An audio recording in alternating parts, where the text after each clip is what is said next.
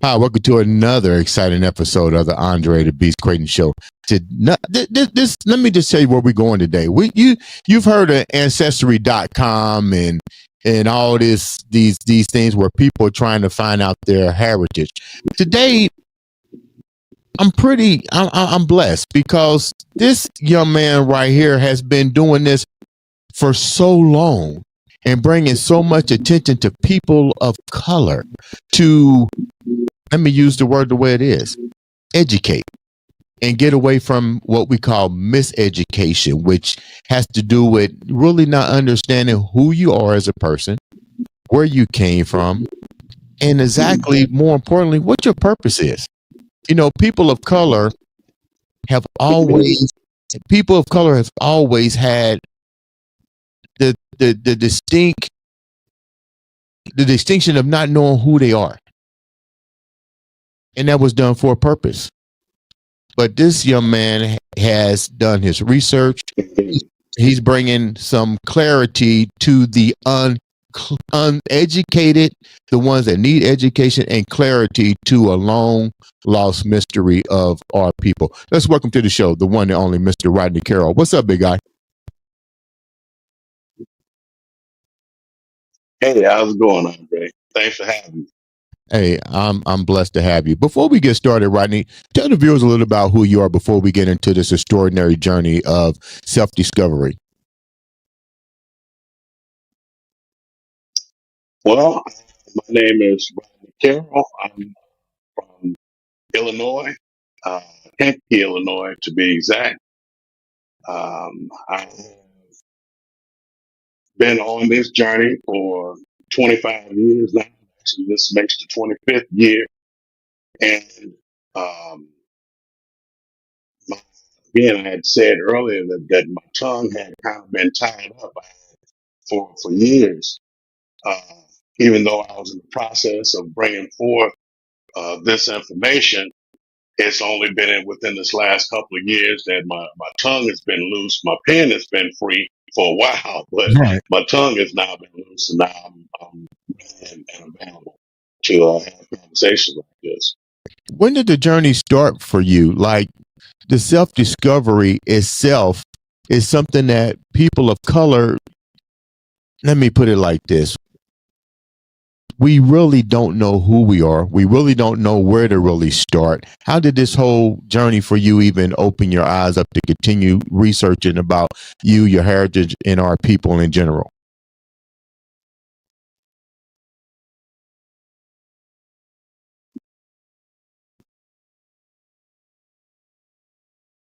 Well, with me, what happened is back in 19, I ran into some individuals from well, actually, before that, a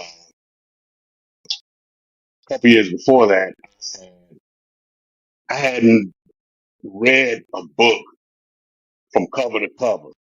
This was Right. like in 1998. I ran into a brother, John Edwards. John Edwards is a professor who teaches geology, Mhm. but he is, heavy on the hotel. Okay. Okay. And he really inspired me to uh, begin to look into the history. Some of the things that he said caused me to really take a deeper look. And the first book that I actually read from cover to cover was Destruction of Black Civilization by Chancellor Williams. Yeah. And that actually started me on my journey. Okay. A year or two later, I ran into some guys that was from an organization called the Moorish Science Temple of America, and it's been off to the races since. Really? So you even read such books as The Miseducated Negro too? I, I may have read some of that, but I don't recall actually reading that particular book. What was it about that? Is that Carter G. Woodson? The Yeah, miseducation. yeah. Okay, so I've scaved through that, but I don't think I've actually sat down and read it. I read the one that you read, and it's amazing how. Now, this tripped out part about this, Rodney, is I was a history teacher, and the things that I was teaching people of color, Native Americans, and just people in general was don't believe the history books that you're reading. Somebody else is narrating their victories over other civilizations. And Absolutely. and it goes a lot deeper than that. But I'm gonna ask you a question. When this journey started, what were some of the key passages that really shocked you? I was just talking to Jessica about the same topic, what you just met Jessica from Jessica Javen's Talk. And she was asking me somewhat similar. How did these journeys actually happen? I said, you know what? With people of color, it always happens from somebody else that's already did their due diligence and stuff. And I said, Mm-hmm. but because we've been so colonized and Yes. indoctrinated into a system of beliefs, I said, you have to literally ask yourself, why was this done? Why was this system created? Absolutely. And and it's so funny, we've been so indoctrinated in all people, not just people of color. Let's get real. Let's talk realistic shit. People in general have all Yes. been indoctrinated into a system of control and government control. Now, it used to be that even Absolutely. white people couldn't see it. Now they're seeing that this is not just a black thing. This is not just a Native American thing. This shit is global, but it's more prevalent on U.S. soil. And they've been so indoctrinated that they can't leave the system. That is such a valid point, which is something I was going to bring up later, dealing with the 14th Amendment. Right. Go ahead. And from 1868, when they developed or created or asserted the 14th Amendment, how they pushed it off onto the people was that they were raising the slave, if you will, or the children of slave to the level of a white person, Right. of a white citizen. Right. But in truth, what they did, they brought the white citizen down. They Right. took away the status that they initially had as, and the protections that they had under the organic Constitution for the United States of America and common law jurisdiction Right. to give them 14th Amendment citizenship and being subject to the jurisdiction thereof. Right. So it's it has been a complete everyone's been bamboozled and Yeah. hoodwinked. Yeah. And it's funny. You still have people that still are not clear about such events as the Bacon Rebellion. They're not clear about how their citizenship, Caucasian people, even came to be to begin with. They're not even familiar with there was a constitution before there was another constitution here. And I'd be like, well, how can you accept history as we know it? Whether you be black, whether you be white, whether you be Native American, well, we kind of know now. The Native Americans are probably a little bit more understanding about their culture because it's still somewhat in tight, but they still been bamboozled, like you said. But it's kind of like, how can you sit there and not want to? And I'm gonna use this word carefully here. How can you not ask yourself, what's the big picture here? And does it make any sense that you will still hold on to something you've been indoctrinated into and that you will fight for to the day you die and not ask yourself why? It's really a spell. The system is built on magic and illusion, and it's only when you educate yourself and you are able to see through the veil Yeah. that you are able to navigate more effectively. Hmm. It's something that you mentioned earlier about the Native Americans. That's the purpose of my book, Born of Blood, I mean, not Born of Blood, but Paper Genocide, the legal erasure of indigenous people. Yeah. So what I document in that book is how, Native Americans ain't native. Right. Right. Could you say that again? 'Cause they fail to realize. I say I don't know why you use that word native because you was already here. No, we were here. The We were. natives, Yeah. yeah, but the so-called natives, the Mongolian natives that we see today, Yeah. they weren't here, Right. you Right. know, but they have replaced us. We have gone through reclassification, removal, and miseducation, as well as uh, being replaced. Right. So, like, there are certain points that I bring out because I like to even refute and rebut the transatlantic slave trade Right. because I saw the what is it, the Harvard Gazette. Right. They have an article that they posted where they actually say that they have only documented 225,000 uh, people, slaves and slavers included, that were that participated in the transatlantic slave trade, over 30,000 voyages. Hmm. Right, that's what Right. they have documented. Hmm. And so this additional 12 million is a guesstimation. Right. So I refute that because it's like, how could you have a guesstimate on the total number? You have a documented number, but Hmm. then you've inflated it by 12 million, Right. right? And now we're just supposed to believe that because you said you guesstimate. Yeah. Yeah. But we can go to the Ellis Island and Angel Island and Right. see where you have documented there's 12 million Euro and Asian as well as Mongolians having come through those ports. Right. So there is it has been the work of government and those in power to not only disenfranchise but to take us off of the land, the autochthonous inhabitants. Hmm. Because if you go to the early explorers and uh, the first hand sightings, they tell you that the people are like you and me. Yeah. Yeah.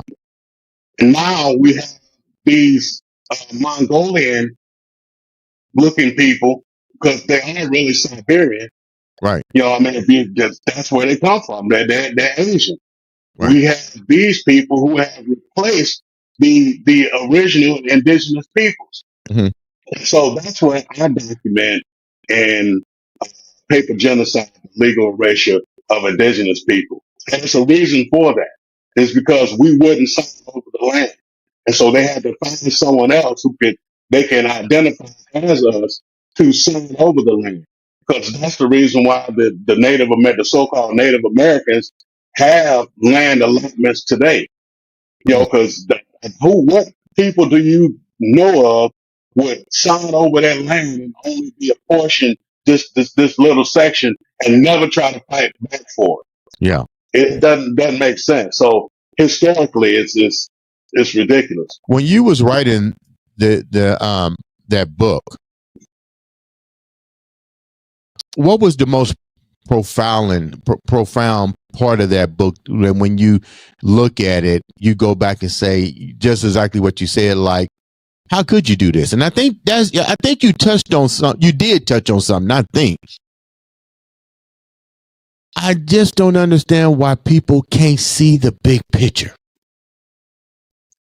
Well, it's because how we've been indoctrinated with this transatlantic slave trade thing, Hmm. right? And then more importantly, the effectiveness of Jesse Jackson in 1988 calling us African Americans, because that actually cast our view over to another continent It actually it took us shifted off the the narrative. land. Yeah, it changed the narrative. Because now, when you don't have identification, you only register to whatever is close to you, and with a public figure like him, now what you just did was magnify something that really wasn't. Let me put it like this: it wasn't true to begin with. You It deflect. wasn't true. Yeah, It wasn't true. yeah. You deflect. And immediately the government took hold of that. I believe it was all strategic, Yeah, and because immediately after that, every application had African American on it as a status, yeah. when that wasn't before 1988. Right, And um, so again, with this transatlantic slave trade and this out of Africa theory, all of these things have been used to point us to another continent so that we don't have claims to the land. right. And that's the whole issue is that they don't want us to have claims to the land. But you know, again, when we're talking about the transatlantic slave trade, the transatlantic slave trade started with the indigenous people of Americas. We were shipped from the like the East Coast and the South, and to Barbados and Bermuda and Jamaica. Mhm. And so this is historic documents that dates back to the 15 to 1600s that establishes this. Right. So, and if we look and this, and it's been historically found that there's been millions of indigenous people who were shipped to those lands. And if they were Native American, why is it that we don't see any resemblance of the modern uh, Native American down there in those areas? Yeah, yeah. So it's all been a farce. We've had people in place who have worked against us that look like us. Mm, mm, mm. How has the first book been received from people? Mainly our people. How have they looked at it? Are you getting responses from it? What are some of the feedbacks that you're getting from people that's taking the time to Oh, read your book and listen to you? it has set ablaze, because I really hadn't heard anyone talking about paper genocide prior to uh, prior to me releasing the book. Hmm. But after releasing the book, I of the Born of Blood, not Born of Blood, but Paper Genocide, I've sold maybe 700 copies of Right. that. I released it back in May, so it's been received fairly well, I'd say. Uh, so I'm happy with what has been um, the responses that I'm receiving. It's a godsend, Right. uh, much needed. Every school needs to have this Right. within their on the bookshelf, and so these are the type of responses that paper genocide, the legal erasure of indigenous people. And it's funny because we live in a new generation that people are now, they want to make a difference. And make a change. And I think that your books have definitely done that. It's opened the eyes to the people that eyes need to be open, which is this new generation. Mm. And it's kind of funny because I look at individuals like you, and I was really big on Dr. Umar until the so-called scandal came out. And with social media, you don't really know what to believe. I'm not bashing. Hmm. I'm not bashing the brother by any means, but you remind me of him with your intellect, with your research, with your knowledge. We need more individuals like you. But why do you think people like yourself, and why do you think there's less people that know these things that won't come forward and share their knowledge with the world? Well, initially, it wasn't sexy. It just wasn't attractive. And I can, to a degree, I can appreciate what I appreciate about Dr. Umar is his ability to fire it off and to give sequence Yeah, and to articulate. yeah, I have to say, I'm enamored with that ability that he had. Yeah. Um, outside of the scandal, I'm not a Pan Africanist at all, Right. because I don't believe that we came from Africa, that we aren't African at all. I'm That we glad are you the said that indigenous because so many, inhabitants yeah. of America. I'm glad you said that because so many people is like, this is the first thing they're saying, you already know it. Well, the history books, okay, I don't believe the fucking history books. How can you, we was already here. You can't just, and you know what was Absolutely. so funny? I said this even when I was in elementary school, when I first picked up my first history book. I said, how can Christopher Columbus discover something that's already, when people, it's people already here? And it's funny because you would think Yeah. that the same person next to me would have the same mindset, but they'd rather fight and say, well, there was nobody here. How does that make any sense? He discovered something. I'm like, don't get me going. Please don't get me going. But you absolutely hit a great point. Now you got people in Jamaica and Bermuda and Yeah. Turkey Caicos, all these islands on the outside, but Yeah. on the inside it was these mongoloid looking people. On Yeah. the inside is the dark skinned people. Yeah. I mean, it's just foolishness. And with you mentioning Christopher Columbus, I just want to interject this really quickly, is that Christopher Columbus calling the indigenous people uh, Indians was the first reclassification. Yeah. Those people didn't call themselves Indian. Yeah. They Now sure we've did. held on to the title we're Indian, but that is a European term. A Yeah. lot of terms that have been used, like Creek, that is a European term. Mm. You know, uh, even Seminole, that is a European term. And so that's the reason why, and my daddy told me we were Seminole. I went a step further, that we're actually Muskogee. Right. And what is Muskogee? So Clarify that a little bit. Muskogee is Muskogee. Muskogee's it was like a confederation of many different nations or Mhm. tribes that had come together, to work as one, Mhm. because they were under European, um, colonization, and they were attempting to exterminate these people or to assimilate them into the colonial society. And Mhm. so those Muskogees uh, actually were the ones who, when you hear about the Seminole Wars, Right.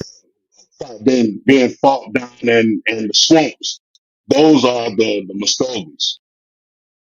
What do you know about the Baker's Rebellion? That's now going viral on a lot of the social medias. What is your take on that, and what's your uh, how much do you know about that in this um, um, role in history? I really haven't studied Bacon's Rebellion. I've heard about it, I've never really taken the time to delve down into it. Mm-hmm. Well, look, you got some homework to do then on that one. Yeah, So, absolutely. But I'm sure that um, what I am doing lines up with that rebellion. I'm sure. so with your research, and all that you've done, and it's so funny. It's now coming to light. People say, "Well, George Washington was the first president." I say, George Washington was never the first president. There were people of color that were Hmm. presidents long before. But this is a question I'm gonna just ask. This is hypothesis.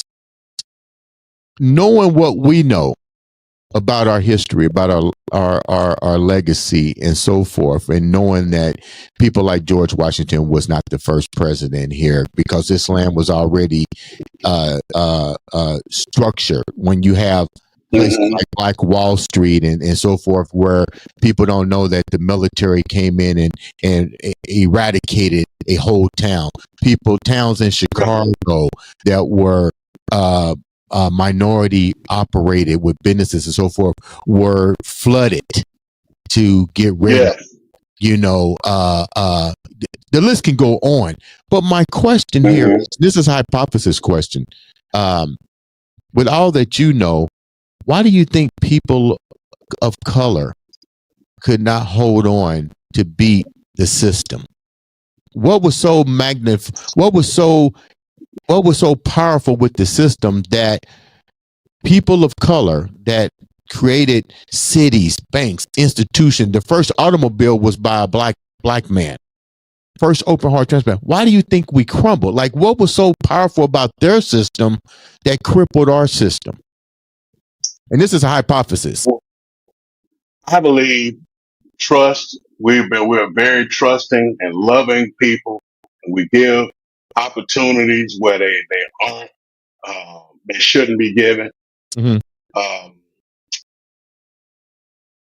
and along with that, these people have the military might. So it's one thing to have development, but you only have the rights that you're able to defend. And so when these people have military might, because if you go back and again, we're looking at the indigenous people, they've been rooted out and replaced, removed, uh, reclassified using military might. Mm. And so I believe that's the reason why once we've been fractured, because even that Black Wall Street was came from the Trail of Tears, if you Right. will. Mhm. And so now we have these fragmented communities that have come together and developed, but they still didn't have the military might of those who were, encamped around it. And so when soon as some jealousy sets in, that's all it takes to set things ablaze. Because it's just already been proven time and time again, whenever we've been allowed to participate and hands off, we excel past anyone, Mhm. who they may have had in place to do it. So I think the problem has been trust and not having fortified weaponry and having our own military I was just going to say that we build great things, but we should have been focusing on military strength at the same time. at the Correct. same time. Yeah, I'm glad you said that. That does make perfect sense because that's a question that nobody has really ever asked. If you guys were so great, what happened? And your hypothesis definitely concludes with mine. We built a lot. We're friend. We like to see people excel, but we didn't have it's like Shaka Zulu said with his people. This is war. I'm gonna show you what war is. You know, I love Shaka. What did he say? Is this war? And look what he did. He saw he saw what the British had. He's like, okay, well, we can't be going around dancing and throwing our spears. War. These people are taking our land. We're gonna do it this way, and we're gonna build a military fortress. Which I understand. That's maybe what we should have done back then. Um, through going through all of this, what has been some of the things that people want you to focus on the most? What are some of like three of the things that people go, I didn't know about this? Like, what do you find at least three of the key components that people of color, Native Americans, or just people in general are having a hard time digesting? So, one, that we were already here. Two, that um, Native Americans are and the original inhabitants. And three, that we aren't from Africa. That is, because of the indoctrination, the out of Africa theory, the like I said, Jesse Jackson with being African American, all of those. And then there's at the same time, most people aren't doing any research. They aren't doing any reading, and they're only going off of narratives. And Right. so it's like a feel good theme, and it's a herd mentality. And in order to grasp certain things, that you have to pull away from the herd in order to delve down into it. Mhm. And many times people don't have the time. We're in a dog eat dog world. It's 9 to 5. Many times it's a 12-hour shift, or you're trying to work overtime to make ends meet. And Mhm. so I can't necessarily put all of these things on them, because it's a whole system that's developed to keep them from wanting to know. Which leads me to my other book, Domestic Warfare: The War Against Self-Determination. People don't even have the self-determination anymore. I think some of the greatest minds of the 19th and the 20th century came from the 1940s and 50s. Those people came together and under necessity. The so-called blacks of that time came together through necessity. After during World War II, when they began to unionize, because none of these unions wanted them to be a part of it, so they began to create their own unions Mhm. and have their own infrastructure. And the government, that's where COINTELPRO came in. Because a lot of people think that COINTELPRO was developed in the 70s for the Black Panthers. But that's not so. It goes all the way back to the 40s and 50s, because those people had a serious network developed. And so the United States government has developed programs and institutions to keep us distrustful of one another, because we are in the 40s and 50s, that was all trust. And it was galvanized. And people were able we made moves, we made strides, and developed a serious power, power infrastructure, which led to the civil rights movement, Mhm. right? And at that time, it was like, we have to dismantle this, because nothing is going to be withheld from them as long as they are together. And Mhm. so they developed, again, different programs, like I said, with the COINTELPRO. And they've used, Go a little bit deeper into that COINTELPRO, and I've never heard of it, but you saying that this was a program that I guess Hoover was in office at that time. Uh, that's correct. this program allowed the eradication of such political leaders as even Huey Newton and um, Bobby Seale. Bobby Seale.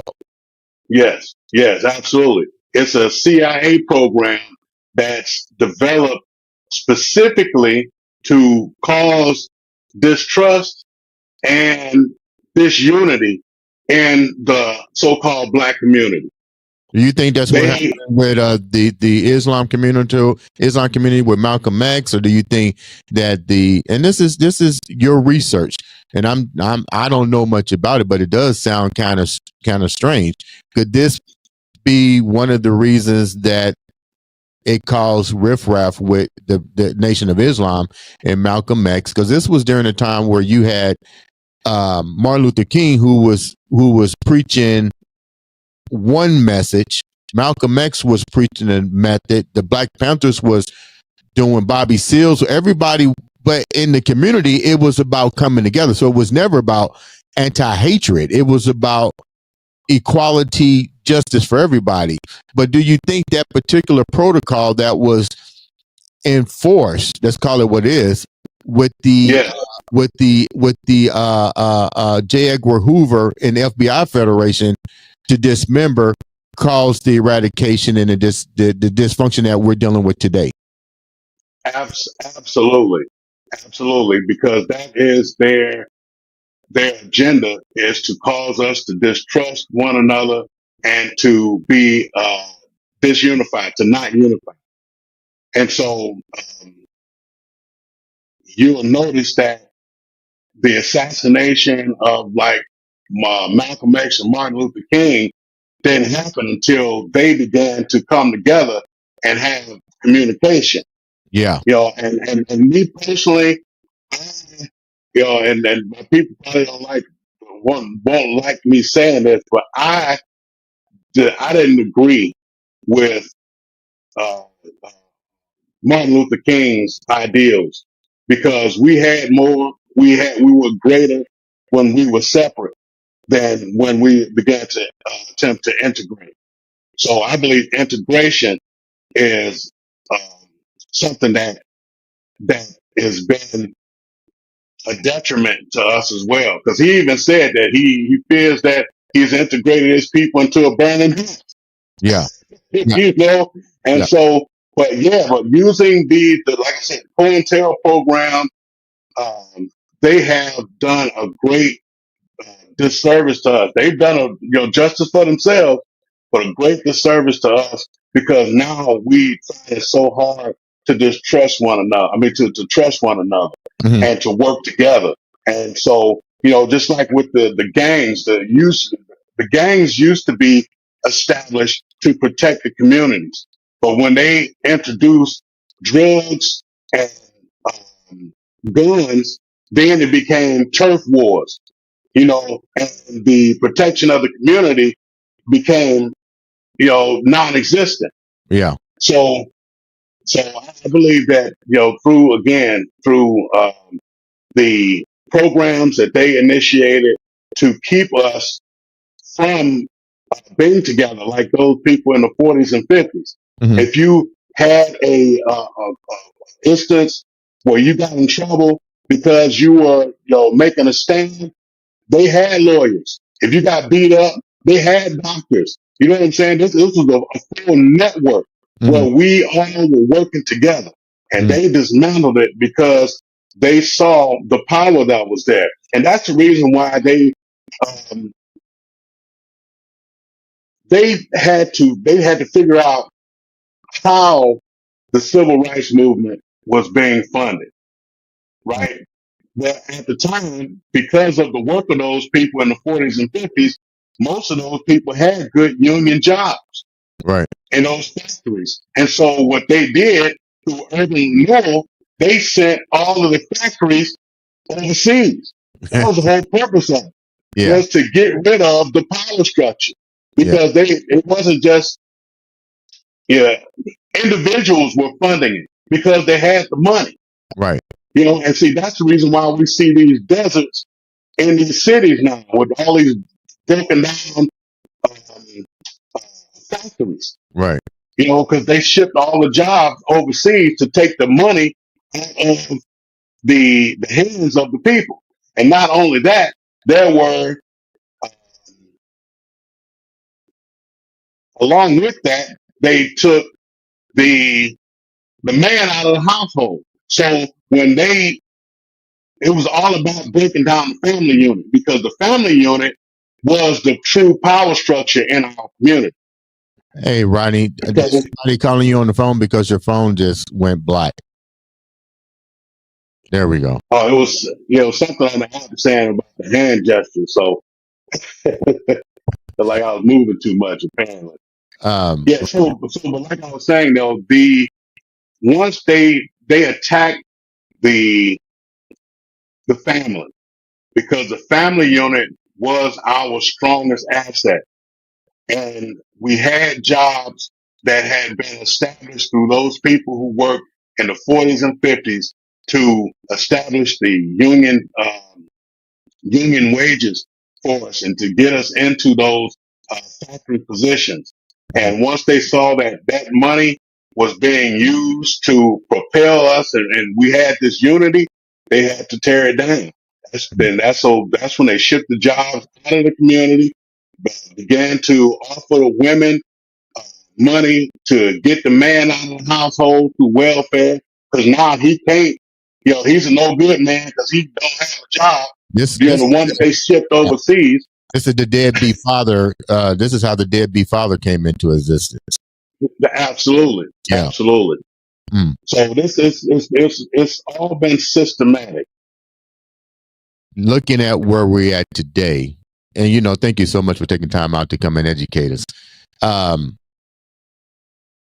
how does that affect us today? How does that affect us today? You know, we're getting older. I'm getting older. Yeah, people today, I don't even know if they really care. But I've always told people you have to understand your history in order to develop. It don't mean that you got to hate history. What it means is you need to understand it so the same mistakes don't have a tendency to repeat themselves. Because all you need is one Mhm. idiot to go out and say something and you know, just like that guy that just died, that Kirk, whatever his name is, you know, okay, he had a freedom of speech, but it didn't mean that he deserved to die. You know what I'm saying? But Right. where do you see us now as a nation? Where do you see us as a whole? I see that we are waking up and want to be who our ancestors, who our forefathers were.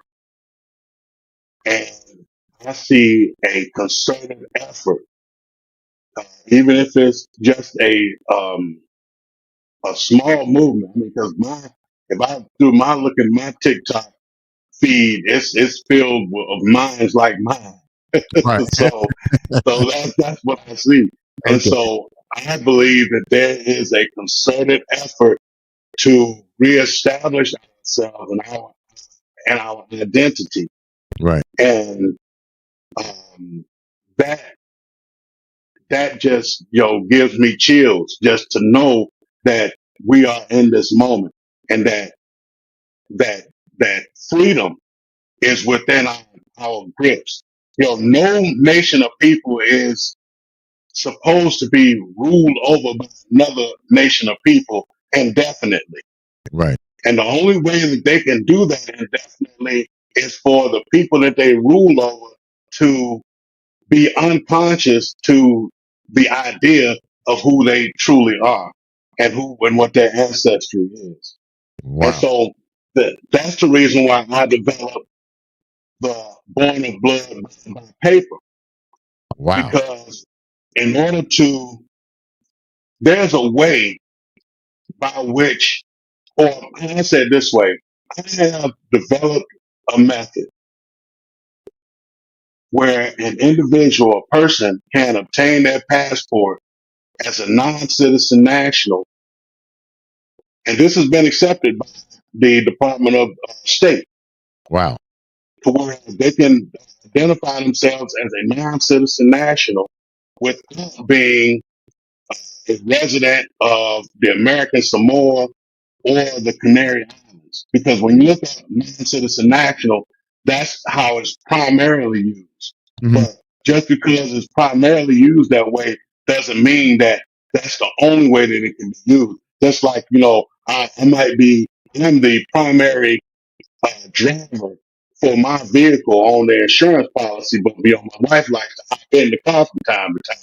You Right. know what I'm saying? So it's just because it's in the primary doesn't mean that it can't be used, in a different way by another individual. Right. And so by developing this method, this is the first step of getting away from the presumptuous status of a 14th Amendment citizen. Because you heard Mm. Trump saying that, birthright citizenship is for, 14th Amendment, the descendants of slaves. And it's, the only reason why those people are slaves because they've been enslaved, or I like to call them POWs, they're prisoners of war. Mm. And through war, reclassification, miseducation, removal, and then replacement, we have forgotten our identity. Mm. And so this allows us to reestablish, it's a step towards reestablishing our identity as the indigenous peoples of the land. And Wow. so obtaining your passport as a non-citizen national, you are effectively saying that I'm not what you presume I am, Mm. and is recognized by the Department of State. Wow. Wow. How can Yeah, the yeah, viewers we reach live out? in a we. How can the viewers reach out to you and get more information about what you're talking about, as well as copies of your books? How can the viewers reach out to you? I'm on TikTok. That's Ollie L 5220 is my TikTok profile. Uh, they can get the book on TikTok. Any of my books on TikTok. They can go to Amazon and find my books. You can look my name up, Rodney Carroll, and a list of the books will pop up. If they want to email me, they can email uh, to uh, make me a B at gmail.com. So it's spelled just like that. Make me, then ABE at gmail.com if they want to, get more information. Mhm. But TikTok is where I do most of my business. I haven't had the same success on Facebook and really because I've had been shadow banned, and I Okay. couldn't really get anything off the ground. I had several different accounts, and one way I tell you this to tell you this story. One way I knew that I was really shadow banned, I had found out that you can do, I think it's called Reels or something like that Yeah. on Facebook. I had not never done any Reels, and a particular account that I hadn't been using, I decided that I did some research and I found out how to go viral using Reels. So went to that account, began to post some reels, and the first reel was like 25,000, then it was 100,000, and this is all like within a week. Then I got to a million views, right? And then Right. they shut it down and went back to, I got 100. They get fast. I knew I was like, it was like, who let this nigga to do?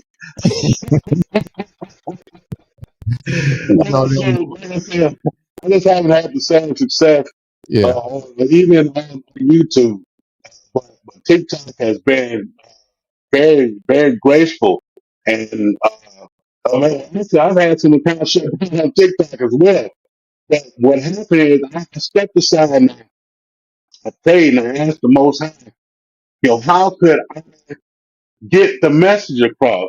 Because I have a zeal and I want to deliver. I Right. said, but I'm being faced with this wall. And he just gave me a different blueprint. I'm talking about the next day, gave me a different blueprint. And I haven't had any violations or anything since. That sounds wonderful. You know what, Rodney? Thank you so much for taking time out to bless me with your presence on the show to educate not only my listeners but to also educate me. You're never too old to learn something new, guys. So make sure you guys please click, follow, subscribe. All it takes is a click to change somebody's life and to make a difference in somebody else's life. Ladies and gentlemen, this has been another, and I do mean another, And exciting episode of the Andre the Beast Creighton Show.